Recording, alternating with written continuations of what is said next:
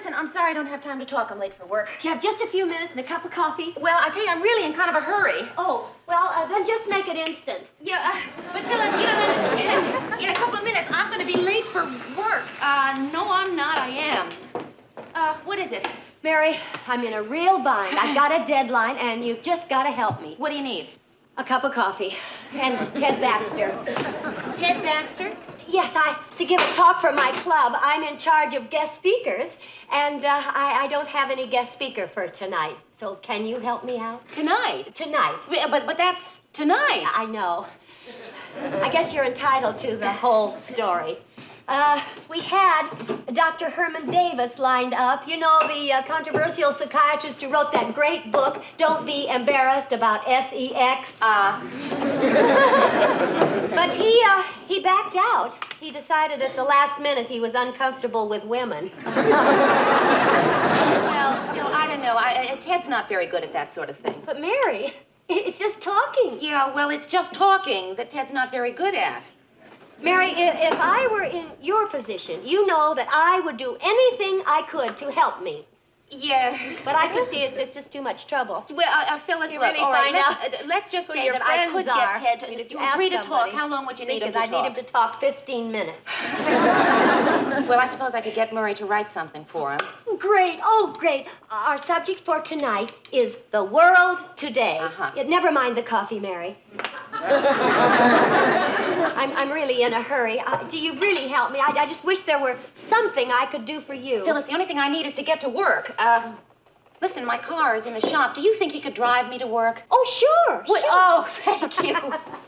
Let's see, it's 20 minutes there, 20 minutes back. Sure, if it's really that important to you. Well, it would help. Okay, well, it'll take me 15 minutes to get ready, but if you really want me to... well, no, Phil, forget it, really. Well, I'll postpone things. I'll move them around. No, Phil, please. No, don't postpone anything. I'll drop them if myself, necessary. really. Thanks, anyway. Oh, don't mention it. What are friends for? Murray, is the coffee ready yet? No, not yet, Lou. No, coffee? We usually have coffee by 9 o'clock, and it's already... How come it's always the Minneapolis clock that's on the blink? Maybe it's because that's the clock we use all the time, Lou. I mean, if the Tokyo clock stopped, who'd notice? I need coffee. He almost made sense to me. Does anybody here know how to work this machine? I can do it. Where do you put the dime? It's not that kind of machine. Well, then I can't do it. Morning, everybody. Hi, Mayor. Mary, do you realize that if the Minneapolis clock was working, you'd be 15 minutes late? I'm sorry, Mr. Grant. Don't apologize now. Go make coffee now. You can apologize later. Coffee, right. Hi, Ted, I'm glad to see you. Coffee. Yes. Does anyone have a dime? See? I needed to open the cabinet. The handle's broken. Ted, I got a favor to ask of you. You remember my friend, Phyllis Lindstrom? Yeah, well, she is in charge of the guest speakers for her club, and she was wondering whether or not you would make a speech at her club. It's a woman's club. Well, if they wanted me, I assumed it was a woman's club. Well, gee, I don't know what to say, Mayor. I mean, I'd love to. Oh, Ted, thank you. Oh, it's nothing. You know, this could be a very interesting experience. I mean, talking in front of all those people in person, I mean. Now I'll be able to actually hear their applause instead of just knowing it's there. Ted, I don't know how to break this to you, but I don't think people sit at home at night applauding the 6 o'clock news. Murray. No, I know just what you're going to say. Would you write a speech for Ted? Oh, Mary, I'd love to. Thank you, Murray. Mayor, when do those ladies want me to speak? Tonight. Tonight? Yeah. Well, that doesn't give me much time for him to prepare. Well, what is Ted supposed to talk about tonight? Oh, what difference does it make? They'll love me. Why, I've gotten cheers by just simply cutting a ribbon at a supermarket opening. Well, that's because they didn't think you could do it. What the heck am I going to talk about? Well, I have this wonderfully amusing anecdote about what happened to me when I bought this suit. no, Ted, I think what they want is your personal view of the world situation. He doesn't have one. What they're going to get is my view of his personal view of the world situation. So all those ladies wanted me. Well, I better get to work. I've got to write today's news, Ted's speech, and finish my novel before 6 o'clock. Hurry, I didn't know you were writing a novel. Reading one. Newsroom. Oh, hi, Phil. Yes, it's all set for tonight. Ted will be there. No, forget it. You don't owe me a thing. 8 o'clock, Manning Hall. No, really, Phil, you don't owe me anything. Well, I tell you, there is one thing. I could use a ride home tonight about 7 o'clock. Oh, right, of course, the meeting. How could I forget that? No, don't not have your hair done, Phil, really. Yeah, I know. The buses leave every 24 minutes. Yes, Ted will be there. Bye-bye. Ted will be where? Oh, well, I just arranged for Ted to speak at a women's club. Mary, do me a favor. Next time you do something like this, you ask my permission first. Wait, no. I'll save you the trouble. Next time, the answer will be no. Okay, Mr. Grandpa, why? Mary, a karate expert's hands can get him in a lot of trouble. Yeah. But what does that have to do with Ted? Those hands are considered a deadly weapon. It's the same with Ted's mouth.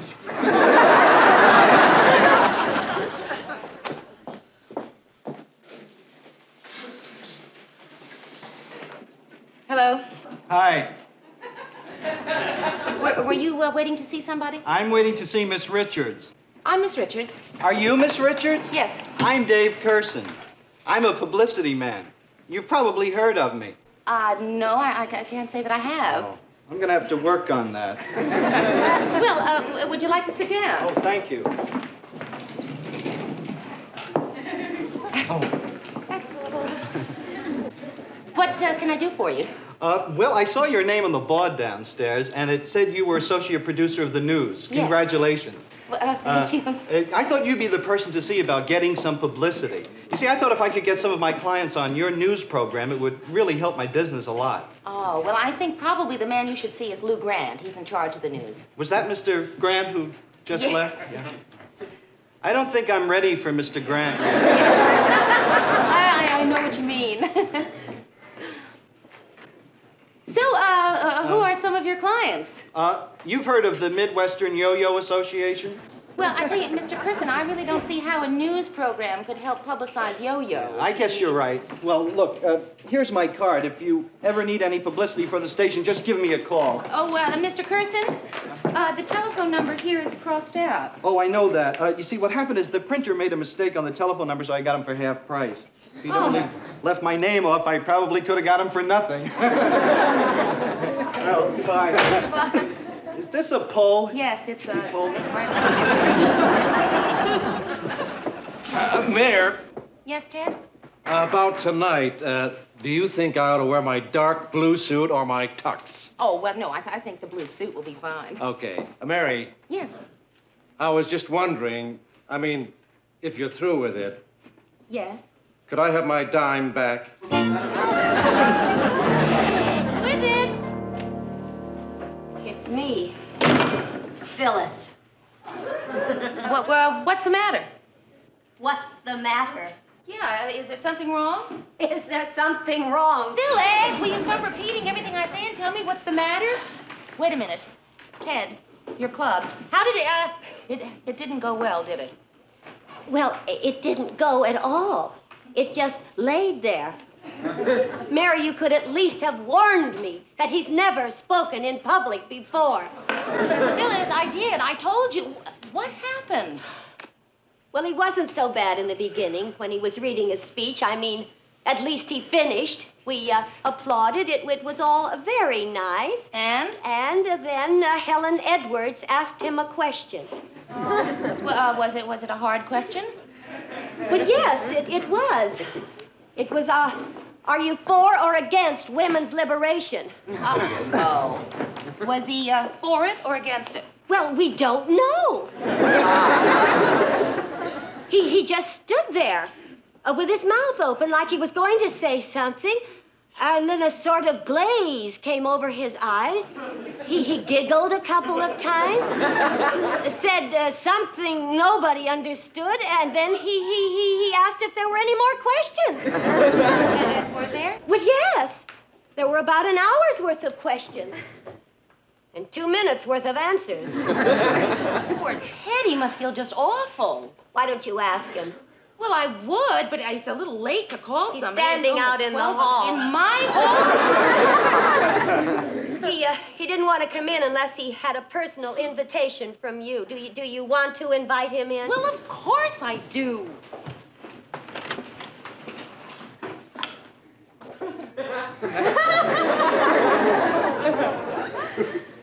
Ted, why don't you come in? I don't know. Well, would you like to come in? I'm not sure. Would you phrase that so it's not a question? He seems to take orders rather well. Ted, get in here. Yes, Mary.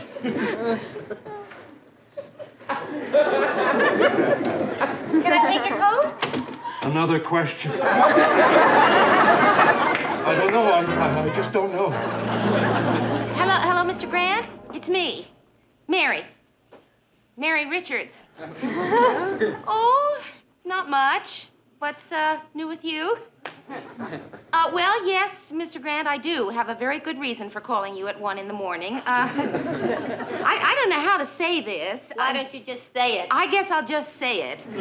Mr. Grant, a little while ago, Ted dropped by, and he was kind of upset, and, Mr. Grant, Ted's locked himself in my bathroom, and he won't come out.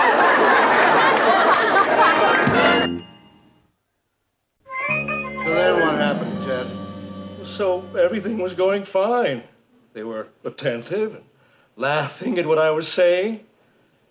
Then I realized I wasn't saying anything funny. I should have worn my tux. Somehow you don't laugh at a man when he's wearing a tux. I don't know. I think you're blowing this whole thing up way out of proportion. No, he's not, Mary. I was there. Yeah, but I mean, what does it matter if a few women laughed? I mean, how many could there have been anyway? 25. Actually, we're both right. There were 200 when he started. Mary, come into my office. We're just going to make coffee. They're just going to make coffee. Ted needs a drink. Oh, well, Mr. Grant, I Mary? really don't think that Ted's Mary? in any shape. Mary? What, Mr. Grant? Well, a man's in that kind of shape, he doesn't need milk and cookies. I got some brandy. Another glass, please. I never like to see anybody drink alone unless Oh, I'm sorry. Yeah, I'm sorry. When I was a kid, the whole family used to practically live in the kitchen. I've got to get going. I just got rattled. I didn't know they were going to ask hard questions. I tried to help him out by asking a question that I was sure he could answer. I asked him where he bought his suit. Well, how was I supposed to know? I own 3 suits. Ted, why didn't you just open up your coat and read your label? Oh, it's sure just easy to second guess. Everybody's a Monday morning quarterback. I'm telling you, Lou, I can't do it. I've lost my charisma. Whatever that is. Ted, you know, I know just how you feel. I was humiliated once. You were? Oh, yeah. It was the high school play, and we were doing Romeo and Juliet, and, well, you know the big scene, the final scene, when Romeo thinks that I'm dead, and I was lying out there, and Romeo was standing over me, and he had just plunged the dagger into himself, and I suddenly had to sneeze. I tried as hard as I could not to sneeze, and I did. I sneezed, and Romeo looked down and said, Gesundheit. And I looked up and ad-libbed, thank you. It was awful. A high school play, Mary. It's not the same thing. Oh, but no, Ted. My mother and father were sitting in the audience. So were mine. They were the first to leave. Ted, my point is that I survived, and so will you. Thanks, Mary, for trying to make me feel good. I wish you were better at it. I think I'll go home now. Ted, you're not going home. He isn't? I'm not? No. You're coming with me. I have a guest room. I'll drive you to work in the morning. It'll be nice. Thanks, Lou. I love you for that. Good night, Mayor. Good night, Ted. You know, Mr. Grant, that's really very, very nice. What's nice? It's the only way I can guarantee you'll show up for work in the morning. Besides, it's a great excuse to get my wife out of the guest room.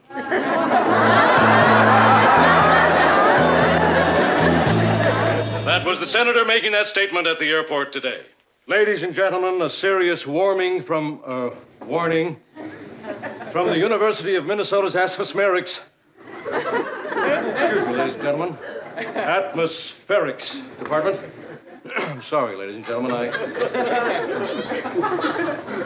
Dale Wick, head of the Department of that department, announced that in 5 years, smog could reach legal proportions. Oh, lethal proportions. I'm sorry, ladies and gentlemen, I seem to be having a little trouble. I'm, just sorry. And now for the lighter side of the news. Population explosion. Oh, Lord, I'm sorry. Mary, get in here.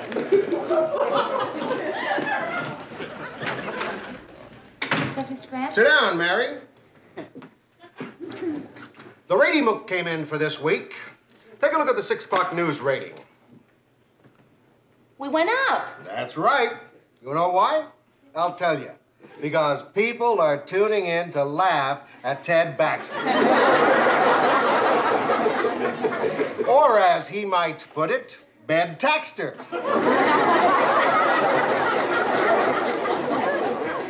He's become the thing to do. We're starting to catch on, Mary. But I don't want that.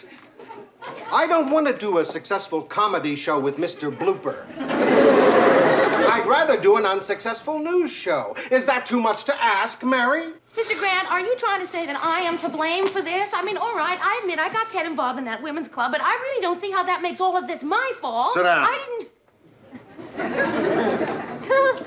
Maybe, Mary, you haven't noticed this about me before, but I'm one of the few people in my field who doesn't have a peptic ulcer.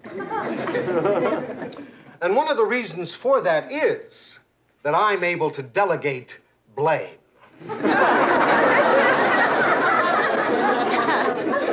Nothing that goes wrong here is my fault. It's Ted's fault. It's Murray's fault. It's Gordy's fault. This is your fault. It is, isn't it? So fix it before it begins to look like it's my fault. This is Ted Baxter saying good nights and good newt. What was going on in there? Oh, you don't want to hear about it. I already did. Hi, Ted. You're just saying that to make me feel good. Hey, look, Ted, it was my fault. It was a slow news day. I just couldn't write anything exciting for you to read. Here. A revolution in South America, a crisis in the Far East, and an earthquake in Peru? No, Murray, it's not the news. It's me. I've lost something. Has anyone seen my hat? I think it's under Mary's coat. Ted, it's nighttime. I know. I'm just not in the mood to be recognized. Excuse me, aren't you... No, I'm not. I used to be. He still looks a lot like the...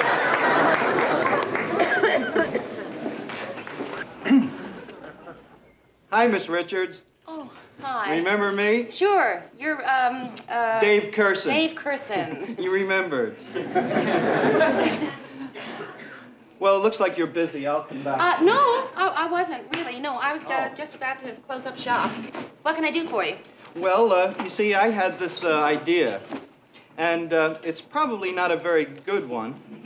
No, it's no good. Mr. Curson, why don't you let me hear the idea? Oh, well, it was an idea I had for the Midwestern Yo-Yo Association. Uh-huh. You see, they're having their Midwestern Yo-Yo Championships this Sunday, and I thought maybe your announcer, Paul Price, could accept their Man of the Year award, and then maybe he'd announce it on the 6 o'clock news, you know, if he'd like to, but it's not a very good idea. Never mind. Mr. Curson, I wouldn't say that. You wouldn't? I think I could get everyone on the station yo-yos, too. There's just one problem. You see, Paul Price is going to be covering the hockey game on Sunday. See, I didn't think But no, wait a minute. What if we could get Ted Baxter? Oh, Miss Richards, do you think you could? Well, Good night, Mayor. Murray, do you think we could get Ted to accept a Man of the Year award? Well, sure, but who'll be dumb enough to give him one? The Midwestern Yo Association. Ted Baxter, Mr. Yo-Yo. Well, the shoe certainly fits.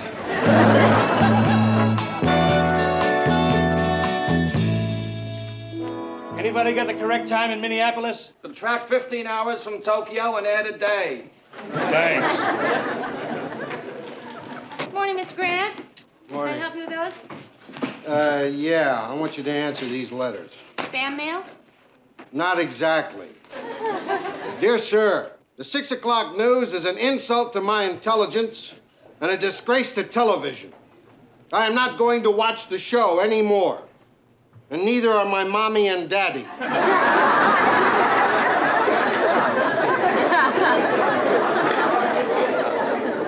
Did you ever get a hate letter written in crayon? Mr. Grant, have you seen Ted this morning? I think I might have some good news for you. My good news is I haven't seen Ted this morning. Oh, Lou. Got to see you about a couple of things. What is it, Ted? First of all, there are no bath towels in my dressing room again. There's no bath in your dressing room. That's the second thing I want to see. Who ever heard of an anchorman's dressing room without a bath? I want you to get on that right away, Lou. After all, it's not too much to ask for. I understand Cronkite's got a sauna.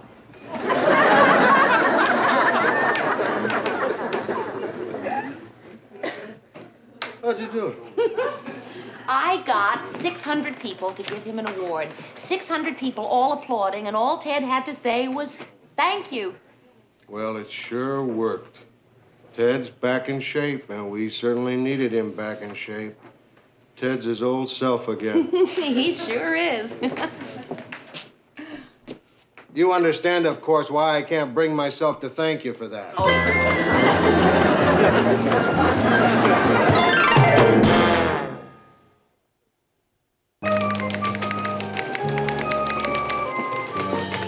Hi, Miss Richards. Hi, Dave Curson. Dave Curson, remember me? Yeah. I got Ted Baxter's award back from the engraver. Oh. The towels are real nice, Lou. Thanks. You're welcome, Ted. Maybe the next time you can get me some cloth ones. Yeah. Ted, your award came back from the engravers, and Dave wanted to present it to you. Oh. Good luck. Oh, isn't it lovely? What does it say, Ted?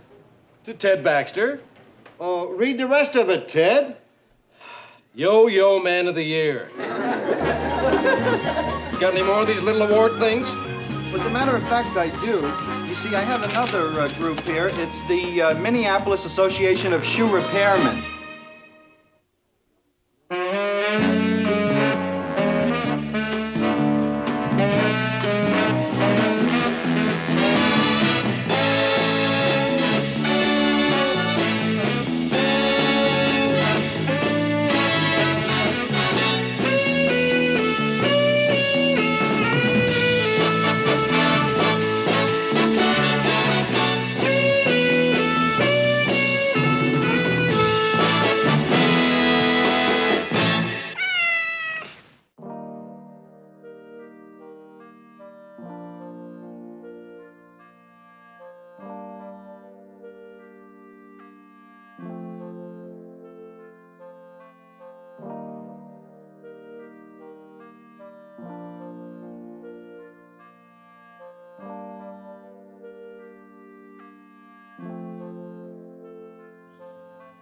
face, yes, I love shot deep, breaking down.